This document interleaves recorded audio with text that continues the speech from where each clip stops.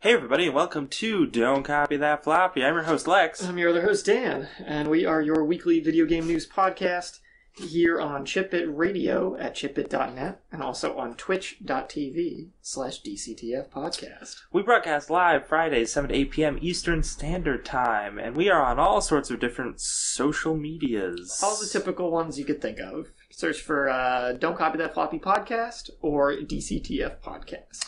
Pretty much everywhere. Now it is Friday, March 10th, and Yes. we have a little bit of news to talk about. It's been a slow week, but what are some of the stories we're looking at this week, Dan? We have more lawsuits surrounding the Oculus Rift. They'll never stop. It'll never stop. We've got news about the Nintendo Switch, since that came out last week. We have some news about Pokemon. We have some news that we are not sure if it's news or not, but we're going to talk about it anyway. Oh. Tantalizing, I know. We have some news about Amazon Game Studios. Then some looks at some new trailers that have come out, or gameplay previews that have come out for upcoming titles. As well as a user-voted story. Not a user-voted story. As Patreon supporter voted story? Yeah. Supporter makes about sense. No Man's Sky. But if you follow No Man's Sky, as I know so many people do nowadays, you might have heard about it already. And then I think we'll talk a little bit about PAX East and what we might be doing over there. Now that we can actually see like a full schedule of the day of PAX East that we are going to be present at it. Maybe we can talk about that. And then we'll end the show by talking about upcoming games and games that have just released as well. So yeah, John Carmack was part of the big lawsuit between ZeniMax Media and Oculus Rift. ZeniMax accusing Carmack of stealing virtual reality headset tech from them. Specifically basically. code. He snuck in the middle of the night. He stole all that and code. Threw all that code in a file cabinet he threw box. He threw it in a big satchel over his shoulder and was like, and a big dollar sign on it. Yeah, he snuck out of there. He got out of there. So that lawsuit didn't go so well for Oculus. No, they lost a lot of money, actually. Yeah, it was a lot. It was, what, like $500 million? It was, it was a bunch. It's a ton of money. So, it was sort of a half win for ZeniMax, as we discussed when we covered that story. But they still basically won because they got the money. Now John Carmack is being like, hey, you guys, you can't just sue me and win. I'm going to sue you right back. So Carmack claims that ZeniMax owes him $22.5 million in unpaid earnings. So I think what this money is supposed to be from is like, when he was working there, he wasn't fully paid, or it was like part of his severance package when he left. Right. I think that might be what it is. And they didn't want to give it to him, maybe because they were embroiled in a lawsuit with him and felt that he owed them money. I guess that would be a reasonable reason. It's money that they owed him following their purchase of id Software in 2009. Oh, yeah, because he used to run id, and then they purchased that, and then... Yeah. Then the people from id left to go to Oculus. That was how that went. So... It's weird that they hadn't paid him that yet. Man, ZeniMax's retort to his, accusations is, the cattiest. Apparently lacking in remorse and disregarding the evidence of his many faithless acts and violations of law, Mr. Carmack has decided to try again. I mean... Can you picture the businessmen standing up on top of their yacht, fanning themselves with money, going, oh, as they say this? Yes, I could totally imagine that. To be fair, the courts ruled in their favor for the other lawsuit. Yeah. So their pompousness is sort of warranted. But man, that quote just reads so ugh. Now, when we were talking about the $500 million, there was that was paid to ZeniMax by different people. Yes. And I'm pretty sure Carmack was one of them. I wouldn't be surprised if, and I don't remember the numbers exactly, but I wouldn't be surprised if the around 20 to 50 million was his chunk of the pie that he had to give to them.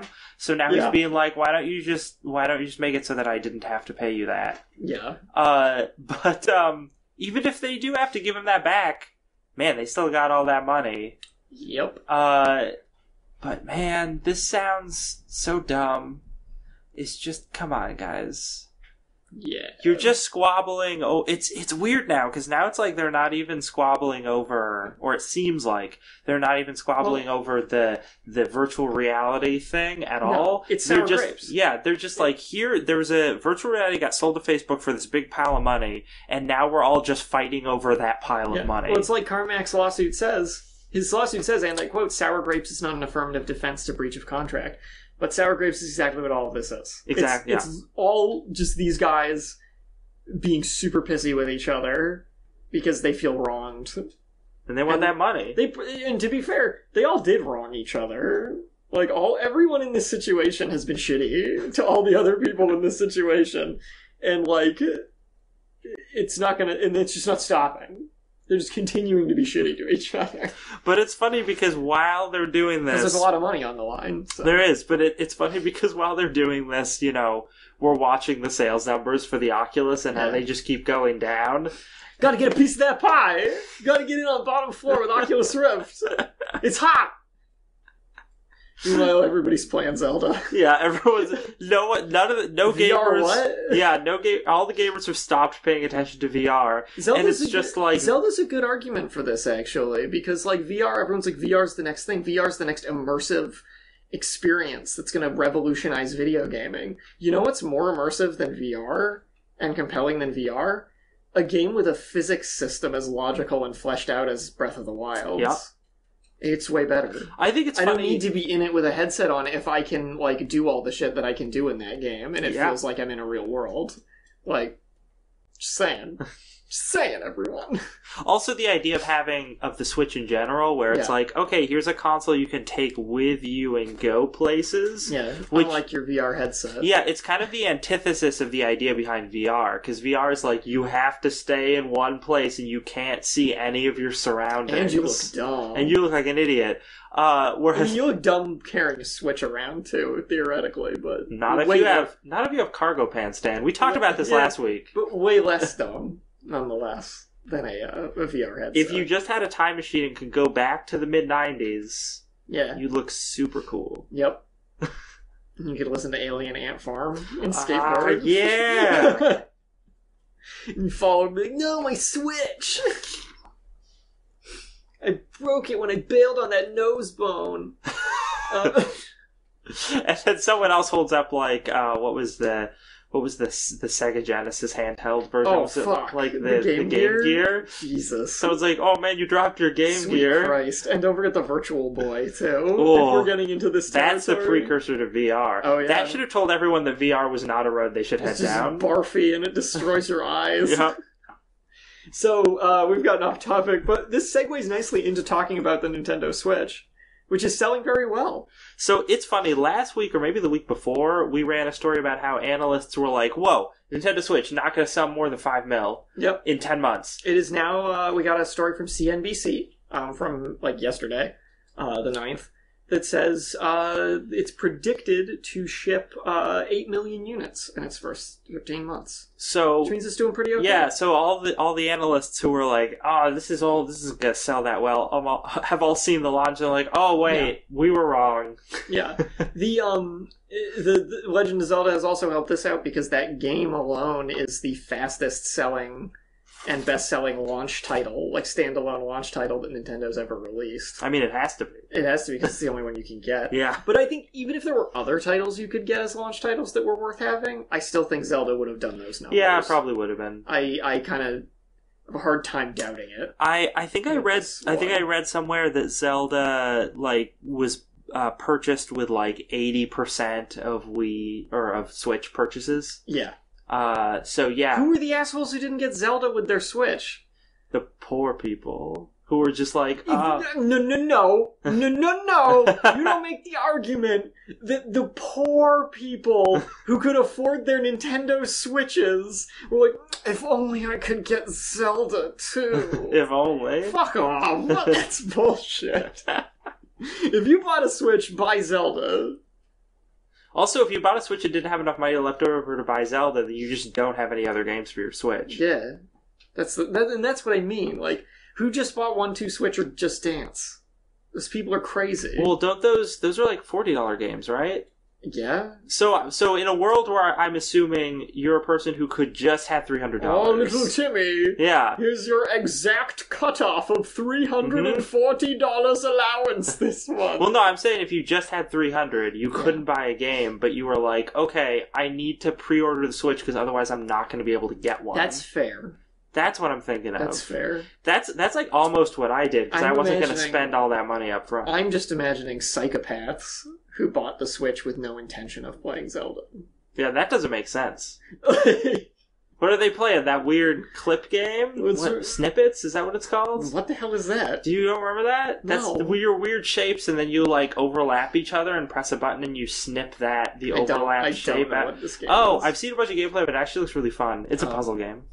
Okay. It's a cooperative puzzle game. Sure. I mean, it's one of those things that like it should just be bundled with the system. As far as other stuff that came out on the Switch, Shovel Knight is out on it, as well as Shovel Knight Spectre of Torment, the second expansion campaign for it, which is currently only available on the Switch. That campaign is not available on any other console or platform until next month sometime.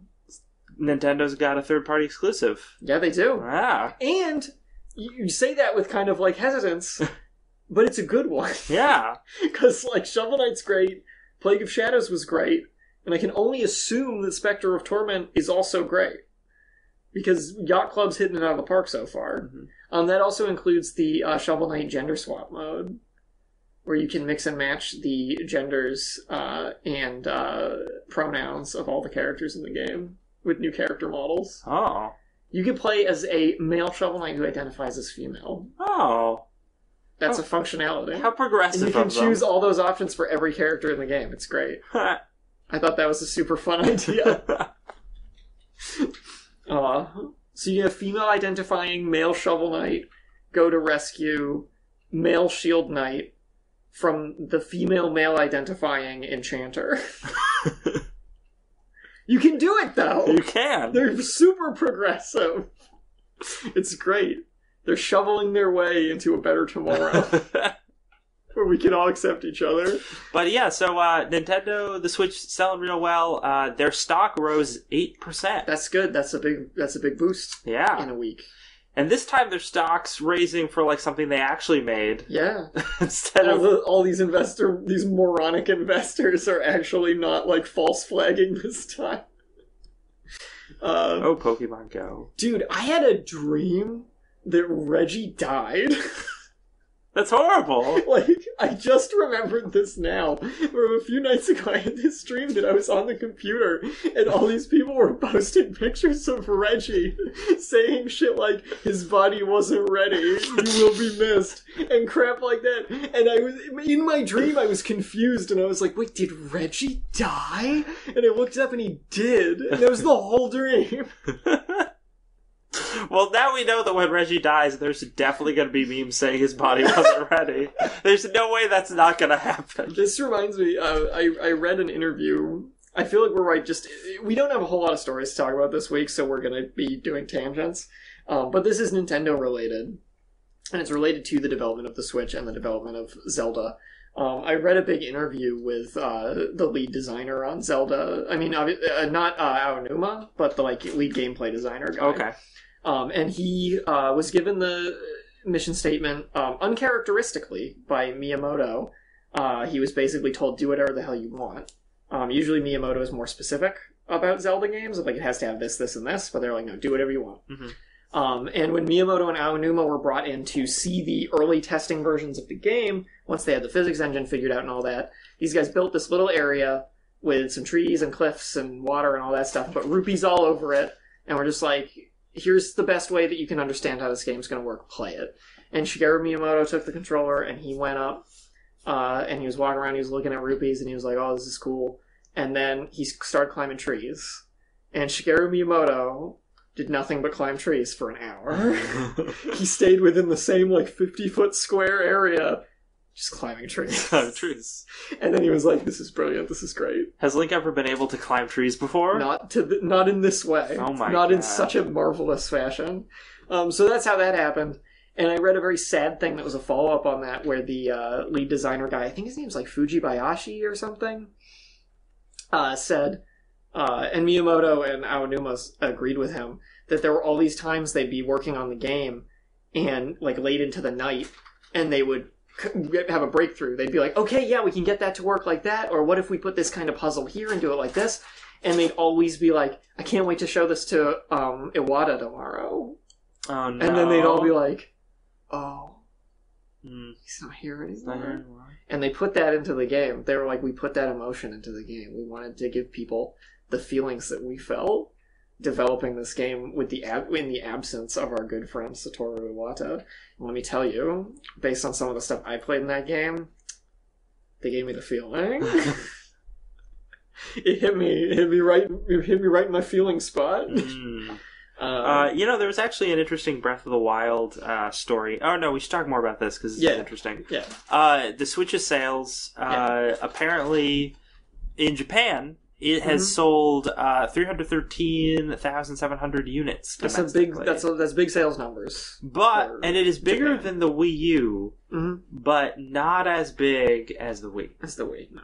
Because I think the Wii U was like 305 or something, and then the Wii was like 600,000 in the first 8 days. Yeah. It says here. So it's on track to ship 2 million by the end of March. It's a pretty good start.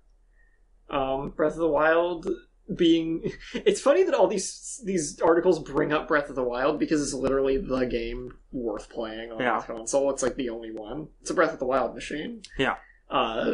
It's the 4th best ranked game of all time on Metacritic. And it also, within that, not only is the 4th best ranked of all time, it has the most perfect scores of any game. Oh. Because Metacritic, there's more games that have like more positive reviews than it overall, but no other game has as many perfect reviews. See, that's interesting because I was reading the story this week about Metacritic and how a bunch of people got mad because they thought people were just writing perfect reviews because they were Nintendo fanboys and didn't actually play the game. So even though these butthurt people had not played the game, they went on and all wrote a bunch of reviews giving it 0s out of 10. Oh yeah, it's got a ton of negative user reviews. Yeah, it was like 1,000 people, like over 1,000 people just got together and spammed 0 reviews, all writing their reviews. I haven't played this, but I know it's awful. Yeah. I think at present, last I saw it, the Metacritic score was at 98 which I don't think will change, for its like critical reviews. Yeah. But the user review score was like a 7.4.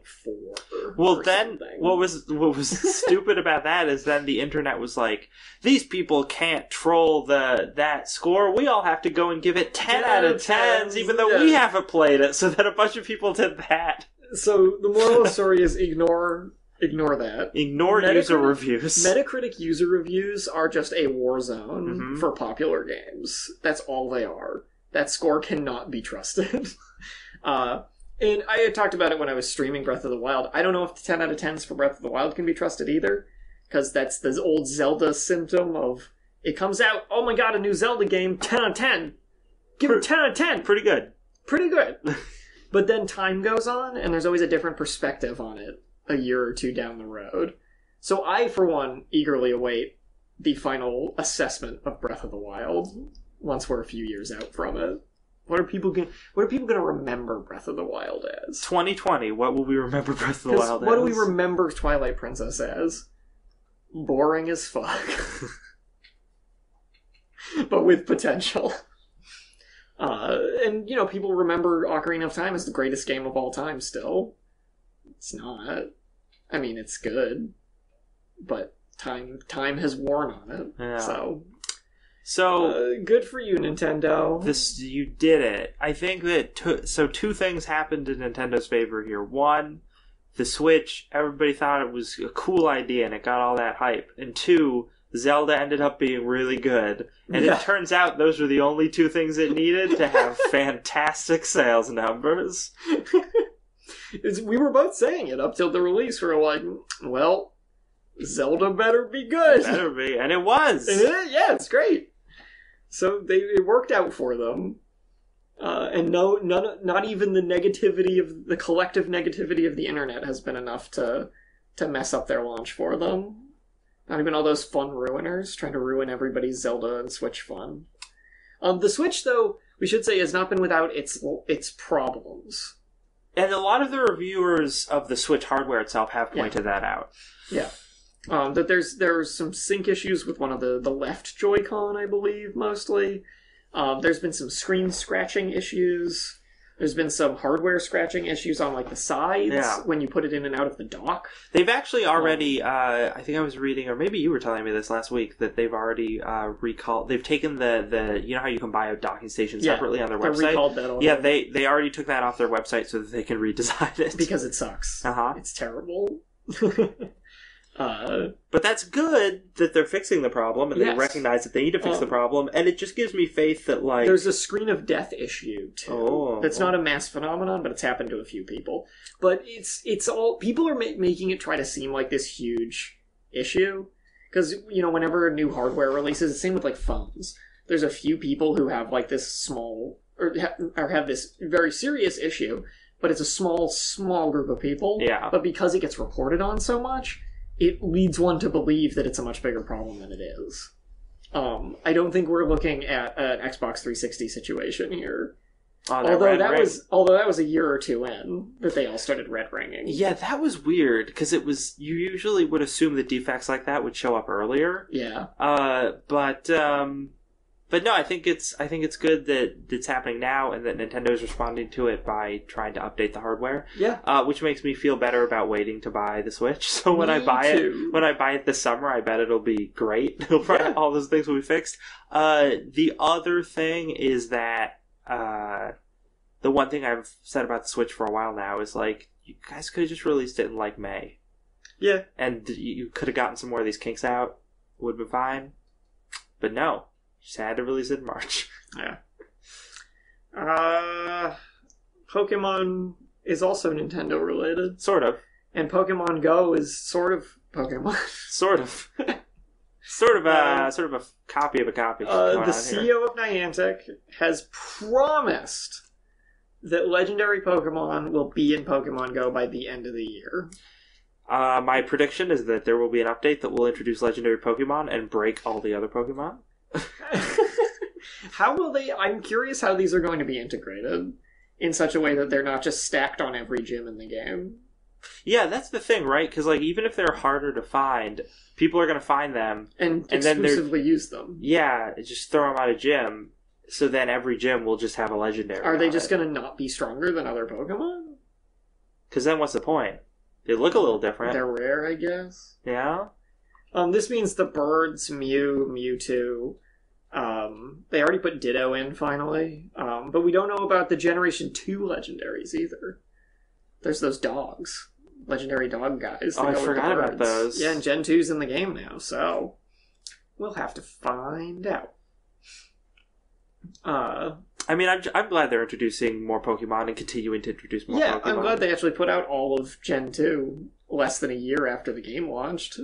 Like, it's cool. It means it's not like a super long turnover for generations of, like, additional Pokemon. It's a good rate, I'd say. Niantic has also said that they feel like the gym system at present is really crappy, and needs to be fixed, because a lot of players have been saying that. Niantic is aware of that, so look forward to the gym update in which gyms are removed. Yeah. And then they'll be they're problematic. And then they'll be like, oh, we're just removing them for a little while we try and fix them. And then, like, 5 months later, they're like, hey, we're bringing them back, but they only work, like, half of the way they used to. Yeah, they'll be, like, a shittier version of what they used to be. Great. Also, they're working on a trading feature. I mean, they better be. Yeah. But it's one of those things where, like, Pokemon Go is just such a mess. Yeah. It feels like the entire game is like still in beta. Yeah. With all the way they change things and be like, oh, this whole system we have set up for gyms, why don't we just entirely rework that? It's a weird situation because the game, like you said, it feels like it's still kind of in an open beta. It's gotten a lot better since it launched. Definitely, overall. yeah. It's much more stable, at the very least. But with the amount of money they're making off of this, like, they should be able to put out fixes to these problems way faster than they are. Yes.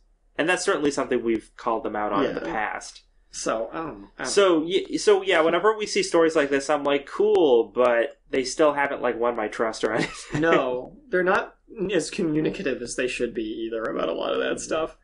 So here's our news story that might be news. This is, okay, there's some weirdness going on with this story. You explain how you came across this. So every once in a while I watch Rooster Teeth's the No channel on YouTube. And sometimes they'll have really cool stories where I'm like, oh, I want to talk about this story this week.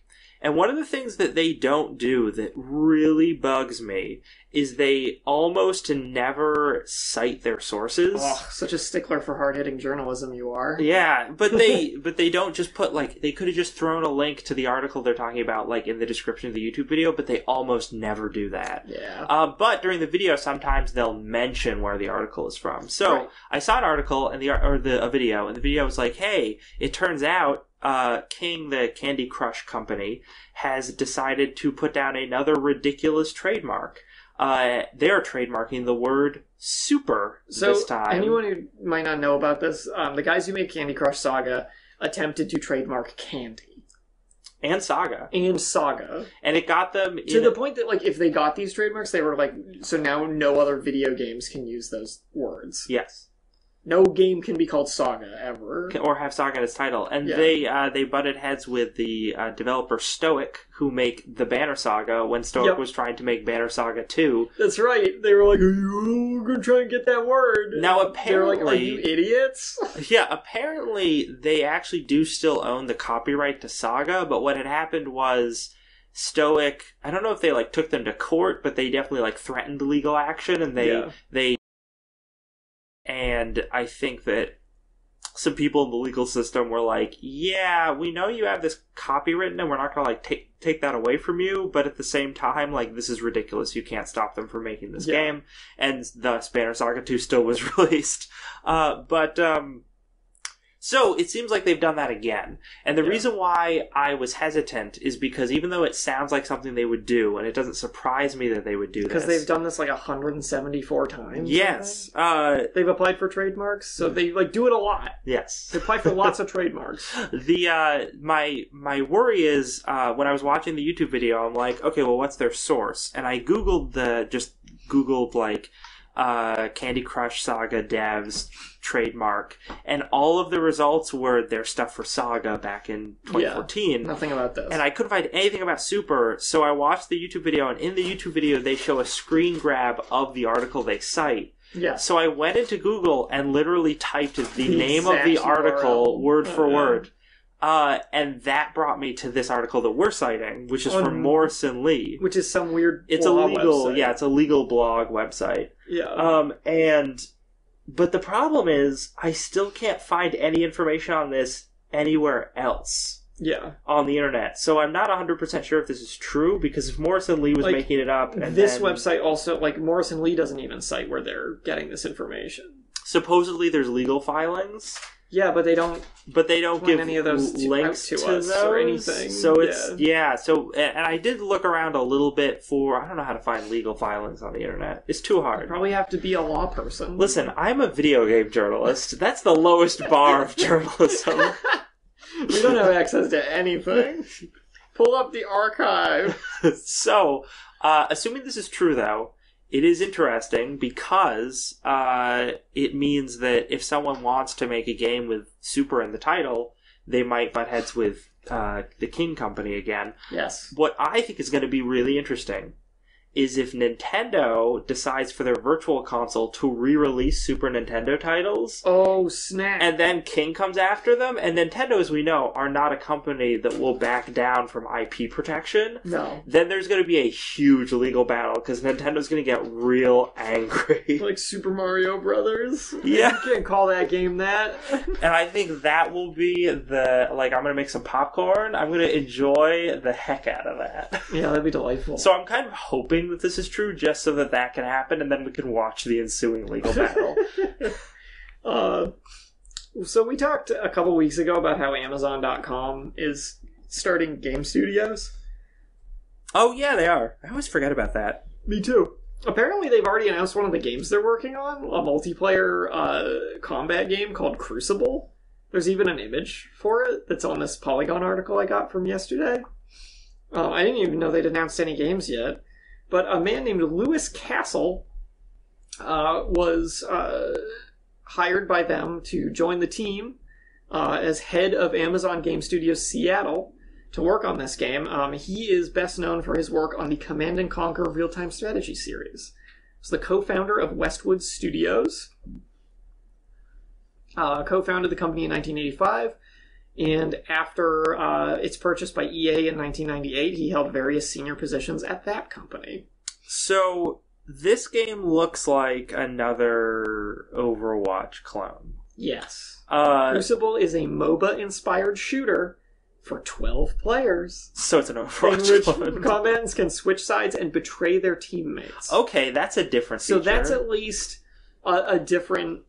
They're taking they're taking Overwatch and they're like, what's a mechanic we can put on this? What's a gimmick we can put on here? And there's also a 13th player who can trigger in-game events while live streaming to Twitch. So it's like a dungeon master person. Oh, that's who can interesting. Mess with stuff. So that actually, the game at the very least has two interesting gimmicks. And it seems like it's really trying to incorporate Twitch stuff, which is usually a good route. That's because Amazon has been expanding into the game industry by increasing their studio network and buying Twitch, as well as selling games via their retail. I did not realize they had bought Twitch. We probably reported on it, I just don't remember. Yeah.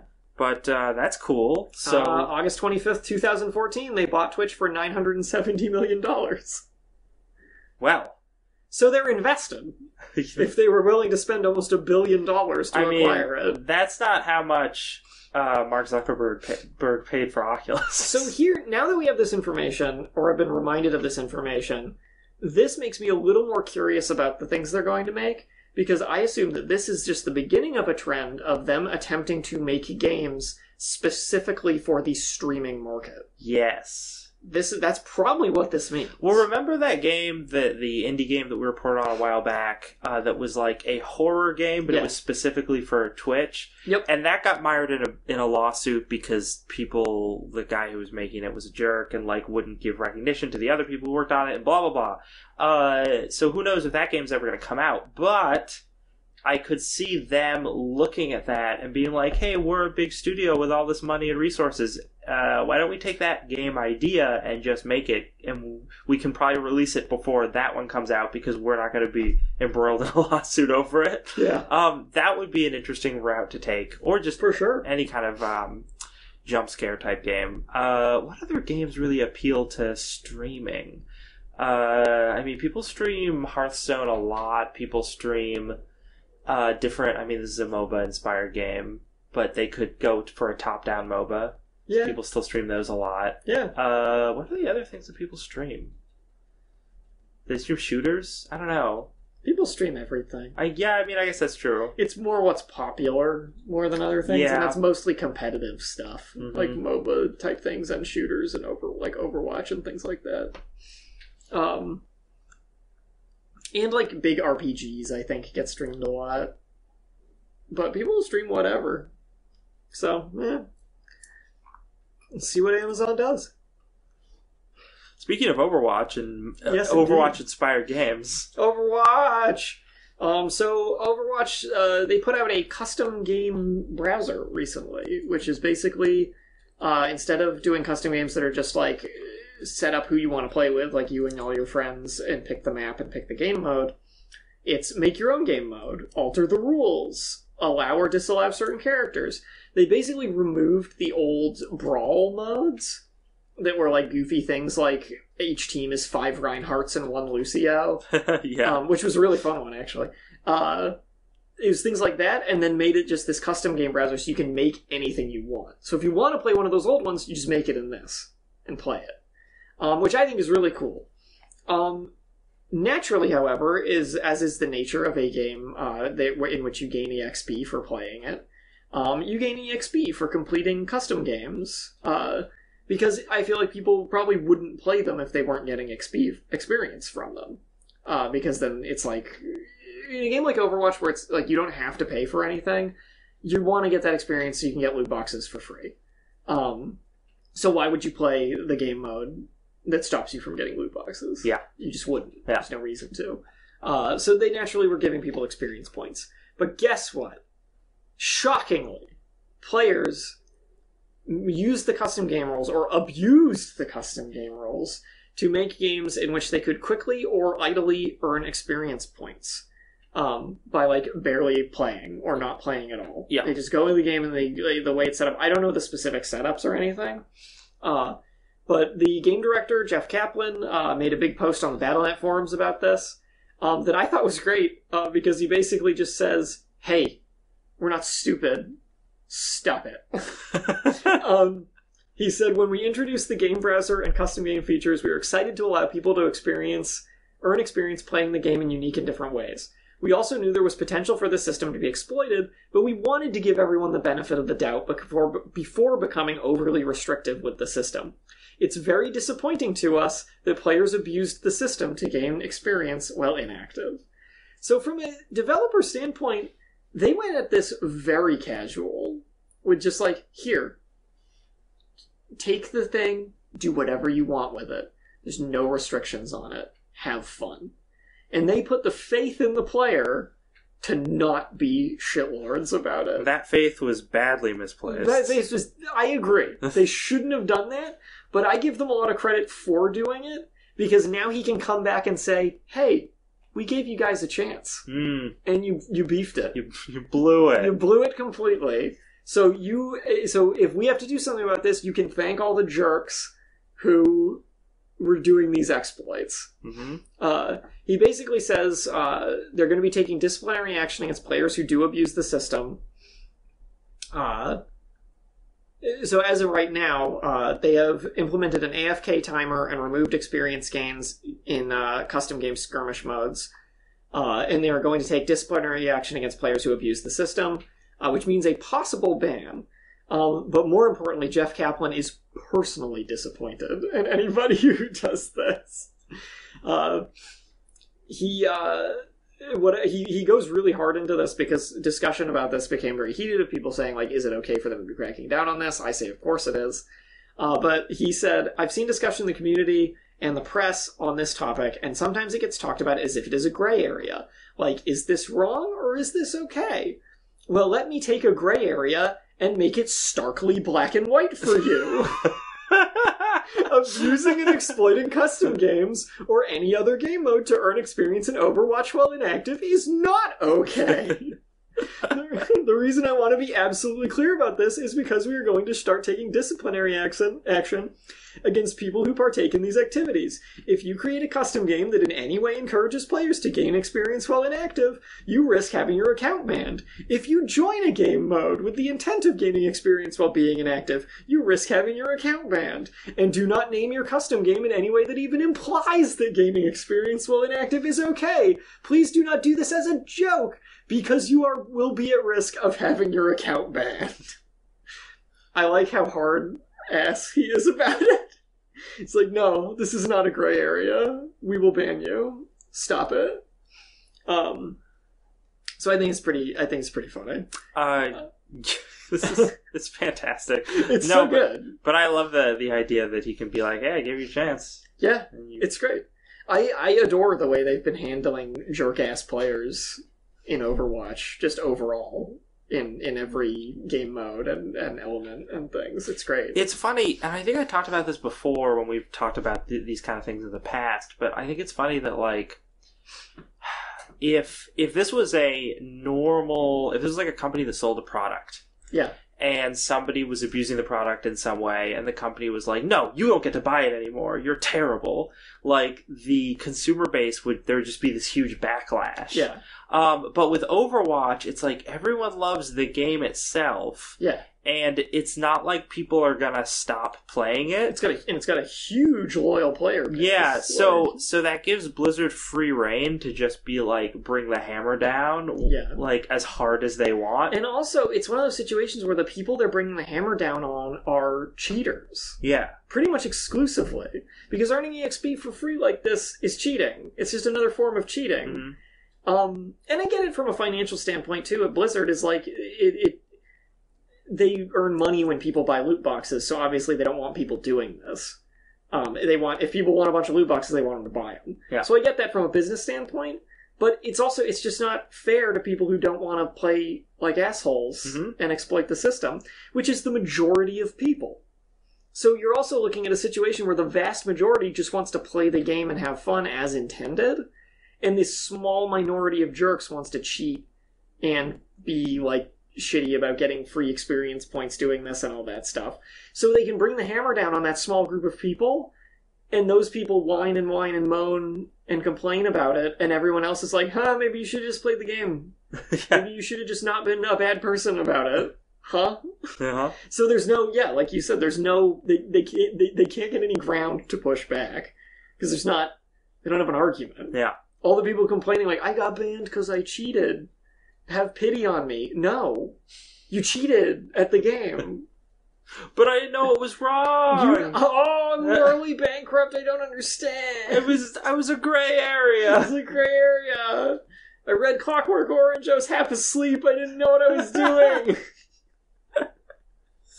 There was some other Jeff Kaplan news this week that I actually meant to send to you initially, but it's the thing about Symmetra. Oh, yeah, I did see that. So this is a really quick story, but super interesting. Apparently, in a comic book published a while ago at this point, there was a line about spoken by Symmetra in the comic saying something about someone asking her where she fell in the spectrum, which led a bunch of fans to assume, or to the conclusion that maybe this character was autistic. And Blizzard never confirmed or denied this until now. Yeah, so this guy and his brother have been playing Overwatch, and I don't have the original post that they did. Maybe I can bring it up real quick. But I think it's that his brother is autistic. Mm-hmm. Maybe? I can't remember. I can't find the original. I read post, it a couple days ago. But they first showed up. But they were taught. They sent a thing to Blizzard being like, "Oh, this is great because I get to bond with my brother. It's good to have the representation there, and we appreciate that." And he got a response from Jeff Kaplan.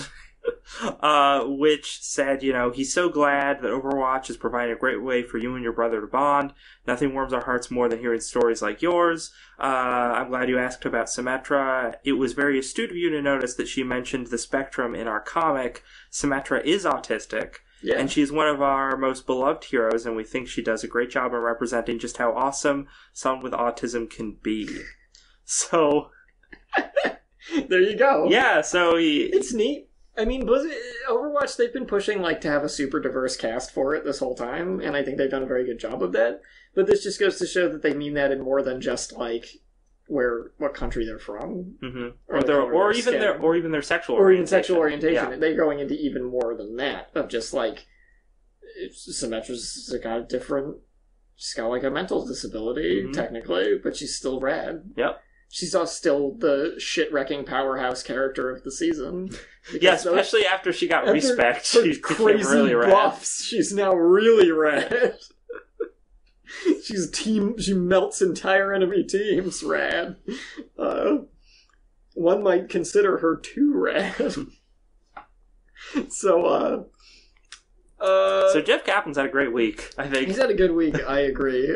He's killing it. The only questionable thing he did, his video talking about the new Overwatch character last week was not particularly good. He kind of rambled. It was a 12 or 15 minute video? He kind of rambled. Yeah. Could have been more concise about it. That character, by the way, people expected her to be in the game this week. She will be in the game next week. Oh, okay. They kept her on the PTR longer because they wanted to tweak her a bit before full release. and they're still working on some other character buffs and nerfs on the PTR that are getting kind of tweaked around. So they didn't want to put out a big patch with her yet. But she's coming soon. Mass Effect Andromeda. A launch trailer has been released. Today? Was this from today? Yes. This is from today. The 10th. The game launches on March 21st, so we're less than 2 weeks away. What'd you think about this trailer, Lex? I didn't have high hopes for this game ahead of time, partly because I'm biased against the Mass Effect series, because I played the first one, I said, oh, this is really fun, and then I played the second one, and I'm like, this is more of the same, and then I didn't even bother to play the third one. Yeah, then I heard about the ending. The ending's terrible. Yeah, so it was a franchise that I felt like we could have had a longer hiatus before we saw another installment. I agree. That would have been fine with me, but I understand there are some people who really love this franchise. Matt. I have not found myself excited about Andromeda at all. Yeah, which is weird to me because I was really into the games before. Oh, okay. I played all three and really enjoyed them up until the end of 3. Now we had so the trailer dropped today, and it's like a minute and a half trailer showing all sorts of action and dramatic one-liners and stuff. And I think one of the things that we both noticed about it. The music. It's apparently a song called Human by British singer Rag and Bone Man. So this is like, this song has, or this trailer has a pop song in it. Yeah. Which, if we're thinking of movie trailers or even video game trailers, really, is not that weird. But the thing that irks me about it is that I think back to the first Mass Effect game. I mean, even the second had that style of music. Yeah, that's true. But it, like, the first one had specifically, and I don't even remember the name of the track, but it was this really interesting, like, indie electronica track that was super atmospheric and cool, and at the time very different. It came off as kind of an almost like retro sci-fi style soundtrack. Yeah. Like the kind of thing you'd hear in like a 1980s science fiction thing, which worked really well because they gave the whole series has this kind of like Star Trek aesthetic to it almost. Yeah. So that kind of music fit really well and really set it apart from other science fiction games that didn't really do that style. That music also just works well for all the big space shots and everything. It's very fitting. Now Andromeda may have a soundtrack just like that, but the fact that they went with this super poppy song in their trailer... Oh, they're marketing this game's being mass marketed. Mm-hmm. They're like, Mass Effect Andromeda. Remember Mass Effect? No, you didn't play it? Well, it was a huge game, and it was really good, and everybody loved it. Buy the new one. You don't need to have played the other ones. This one stands on its own. Get it. Then buy the sequel that's inevitably going to come out when this one teases it at the end. So yeah, they put in a popular song, or maybe it's not, but pop music song, in order to appeal to the widest possible audience. They want to be like, look, it's cool and hip, and with the kids. Yay. Here you go. I think my biggest problem with this game is this trailer looks, like, visually speaking and story-wise and everything, this trailer's pretty okay. Like, it shows some cool stuff, big space battles, some interesting character designs, like, decent enough dialogue, everything looks fine. One thing still doesn't look fine in this trailer, although this trailer covers it better than most of the gameplay they've been showing off lately. The animation work in this game is fucking terrible. It's so bad. Everybody looks like a creepy marionette. It's like, okay, and I want people to understand here. People can say, like, okay, oh, well, like, like, that's not what the focus of the game is, but all the previous 3 Mass Effect games have better body and facial animation than this game. I definitely agree with you on body animation. I don't know about facial animation, though. You haven't watched the videos I've watched then. Because they look like dead-eyed puppet people. They look terrible. And I don't know, like, part of me wants to say, benefit of the doubt, oh, those are videos all from, like, earlier builds of the game, but the game comes out in less than a month, and we've been seeing these gameplay videos for a couple months now. And it's awful. Like... It's like embarrassingly poor, in my opinion, for a AAA game release. And I think it only annoys me more because I'm pretty sure I'm willing to bet this game is still going to sell like crazy, and that is going to be ignored. And I don't think they should get a pass. Because AAA games have a ton of money put into them and are often good games, but I feel like they get a pass on a lot of things that they shouldn't because of their kind of pedigree, so to speak. I think it just bothers me when you see other games that have so much more effort put into the little details and getting it to feel just right and all that stuff. Whereas this, they're like, well, we got our big story, we got our big explosions, we got our shoot bang guns, and you got good dialogue, but does any of this other in-between stuff matter? Just have them jerk around like weird puppets and wiggle their arms and stuff. It's great. It looks fine. It's fine. It's good. It's fine. You'll still buy it. You'll still buy it. Dan, we've come to that time in the show where we are actually running out of time. Oh, no. We get through the rest of our stories. We don't actually have that much. No, well, we have this week, as promised, Middle-earth Shadow of War, the not-so-greatly named sequel to Shadow of Mordor, released their gameplay footage, and they released, like a whole mission, like 16 minutes of gameplay footage, showed off a great boss fight, showed off a lot of other features of the game, and really showed us how, like, hey, remember this thing you could do in the first game? Here's how you can still do it, but here's how it's different, and here's how we've expanded on it. So a nice thing, like you said, with that is, remember the thing you could do in the first game? It doesn't seem like they're taking things away from you in this game. No. You ended Shadow of Mordor with a ton of abilities and cool powers and things, and it would seem that you still have all of those in this game. They're not pulling like a Metroid, where it's like, then Samus fell down and all of her power-ups fell out. Like, you know, so, and then Link was reincarnated and his hookshot was gone. Like, they're doing it like, it actually feels like a follow-up. Yeah. Because your character has grown and remained as a grown character. Yeah. Which I appreciate. When they do stuff like that. I'm sure there will be some things you have to kind of re-obtain in the game, but now the scale of this game is the big thing here. Yeah. Now The Verge did an interview with the devs, Michael Deplanter or Deplatter. Yeah. Or Deplaté. Oh, whatever. We have no idea. VP of Creative at Development or Developer Monolith.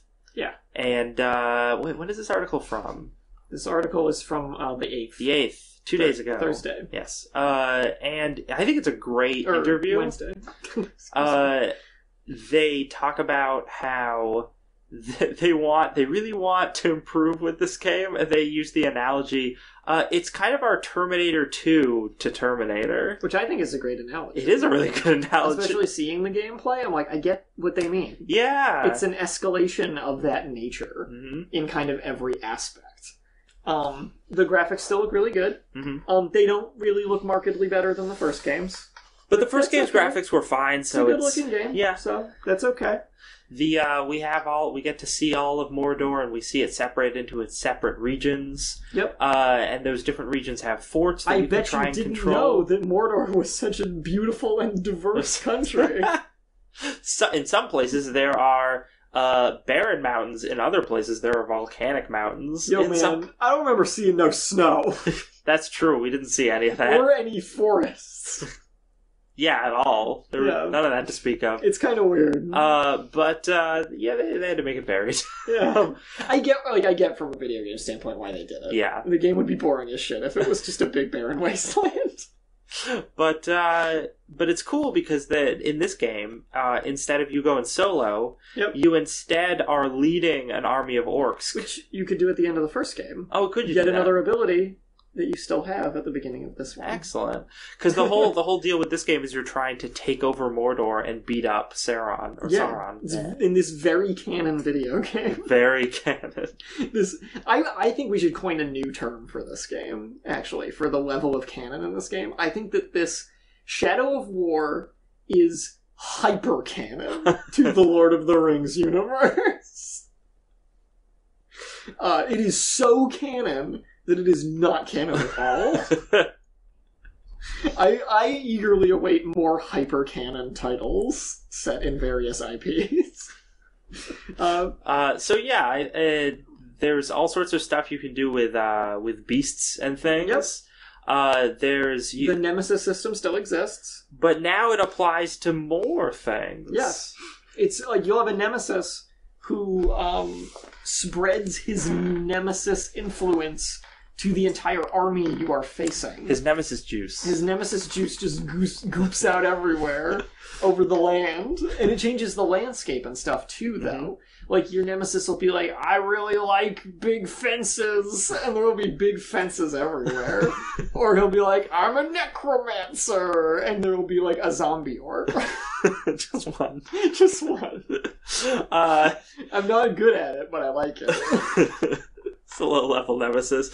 No, it's cool because there are the different forts that you want to try and take over. Yeah. And the idea is if you have a Nemesis that has evolved in a certain way, judging by what you've done to them, and then they take over that fort, that means the fort's going to be fortified with different units. It's going to be a different fight to take it. If you beat a guy by shoving a sword up his butt, like, all of his minions will have big butt plates. Makes sense. And he'll be in, like, the iron butt when you get to him. So you'll never be able to do that again. I remember what you did to my butt, Ranger. Penetrate this. And then the, like, iron butt opens and lava shoots everywhere. But and a dog runs out of it, like a big monster dog. But the other thing that they have going on is since you're building your own army, you get to sort of have different unit types, and then you can sort of... I don't know how much you're leveling them up, but they definitely do change as you play. Yes. And to it almost, which is really super interesting. So when you want to take down it all, so when you want to take down a fortress, you assemble how your army's going to look and what guys you're going to use and like who you're going to choose as your different captains, and then you start that battle, and it's just this huge pitched battle between your army and their army that you're in the middle of. Super actively control all your units like an RTS game. Rather, you choose and strategize their placement and like where they're going to come into the battle and things like that. And it looks really dynamic and interesting, actually. There's also going to be this whole thing within that where you can promote different guys within your army, but then they can betray you. Yes. And then become Nemesi. Yeah, so it's like, do I trust Rat Butt the Sniffer? Of course I do. Of course, with a name like that. So that gives you new opportunities for interesting enemies, and then the other side of that coin is when you're fighting these guys or different bosses or things like that, your captains who are actually still your loyal bros can show up and save you. Yeah, and then that builds their story. So it's pretty cool. Yeah, I think it's a lot of cool stuff that if it's implemented to the degree that they're saying that it's going to be. Like, if this gameplay was super scripted, or if, like... Some parts of it seemed pretty scripted. Yeah, or if, like, the way it's going to go is that when you attack that fortress in the real game, all those events are still going to happen, but the enemies or allies that show up will rotate, then it's not going to actually be all that groundbreaking. Yeah. But assuming they go the full mile with it, I think it could be super interesting. The thing we can at least say about this, that we can't say about AAA titles showing stuff like this off most of the time, is that this is being shown off 5 months before the game comes out. Yeah. This is not being shown off at E3 2 years out from the game's release. We're close enough to the release of the game that I feel like most of what they're showing here is pretty legit. Maybe not everything, but much more so than what we often get. Yeah. For gameplay reveals of titles like this. So that's good. And maybe we'll get some more cool features at E3. Yeah. Maybe. Since we got all this stuff beforehand. Here's our first look at Telltale Games' Guardians of the Galaxy. They look like they belong in Reboot. Yeah, like, man. They don't look good. Graphically, this looks awful. It looks really terrible. I understand that they're trying to go with this weird cartoony art style, but it's bad. It looks worse than, like, Tales from the Borderlands, which also had a cell-shaded art style. Okay, the gist of this story is Telltale Games sucks and I hate them. That's all we need to say. And our voter story... a big old No Man's Sky update came out on March 8th, A real big old one. It was like 5 gigabytes because my PS4 downloaded it today, and I was like, oh yeah, No Man's Sky exists. When I went on to play some Overwatch, and they were like, hey, remember this game? And I was like, no. Wow. So this patch adds a bunch of stuff. Generally speaking, it adds high-res textures, more ambient lighting, Okay. horizon-based ambient occlusion, Okay. high-contrast lighting effects, crepuscular sun rays. Whatever that means. I know. Improved post-processing with lots of filter options, an HDR mode for compatible stuff. Players can expect 4K resolution if they have the ability to do it. There is a base sharing feature, so you can share your bases with other players. There's a new ship specialization thing where you can specialize your ship into a shuttle, fighter, hauler, or explorer, and have your ship do more special things. There are now land-based crafts. There's 3 of them. There's like a little buggy, there's an in-between one, and there's a big, like, tank-like, heavy-duty juggernaut car that you can use to drive around on planets. There's also an ultra-challenging permadeath mode that you can apply to any of the other game modes. Okay. Which is kind of neat if you want to do that. And there is a photo mode. And I guess there's even more stuff than that. But it's nice to see that the second No Man's Sky patch was just as big and significant as the first, if not more so. That's good. I still feel like a lot of these vehicle types feel like things that should have just been in the base game. Yeah. But maybe after like 3 or 4 more of these updates, No Man's Sky will be like a really good game. Maybe. Like, I will try it out. I kept trying out the survival mode after the last patch. I tried it twice, and both times I got frustrated and pissed because of the way the game saves your data, and decided to stop playing within like 15 minutes. So maybe I should try again. Or maybe not. PAX East is happening this weekend. I mean, it started today, actually. It started today. We will be there on Sunday. We're gonna be there. We're gonna talk to people. We're gonna look at stuff. Then we're gonna play stuff. Then on our show next week, we're gonna talk about those. Talk things. all about those things that we do. And we're gonna be real tired on Sunday. That's all I know. Yeah. Because we gotta leave early. It's daylight savings time. So we're gonna lose sleep anyway. We're gonna lose sleep because our country is stupid and archaic and still thinks good daylight savings time is worth a shit. But the farmers. Ooh, farmer! They can deal. They can deal. Like any given person can deal with it. Like so dumb. Hate this country. But there's good. Yeah, so we're gonna be there Sunday. We're gonna try to gather as much information on the indie games that are gonna be showcased there as possible, and that's what we want to talk about. Yes, we got a schedule up here for Sunday that we'll probably give a look at before we go and decide what we want to do. But yeah, look forward to our reports out of that. Yeah. Are there any games coming out? Have any games come out? Nier Automata came out. So I thought that was Tuesday. Automata. I don't know how to pronounce that word. Because I want automata. You say automata, I say automata. Let's call the whole thing off. All right. But it's a good game. That's what people are saying. Yes, people like it. Really solid reviews. Probably the best reviewed Yoko Taro game ever. Which, knowing what I know about Yoko Taro, probably is making him frightened. Yoko Taro seems like a man who kind of hopes to not succeed. He's a weird person. So I think he's worried.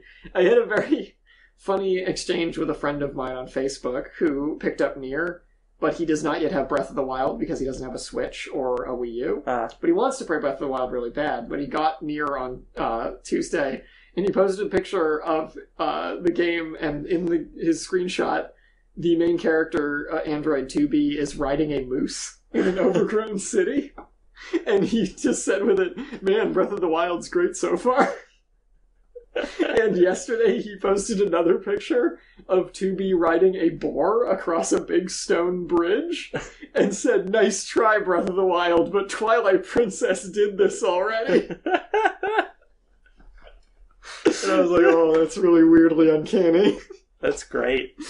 But yeah, that game's been getting good reviews. I have a copy of it that I have not taken out of the shrink wrap yet because I have too many other video games to play. Gotta play Link. Gotta play Link, and I'm still trying to finish Hollow Knight, which is still terrific, by the way. That game's great. There's too much content. There is too much content for your $15 in Hollow Knight. Exactly. I am shilling Hollow Knight super hard. Buy Hollow Knight.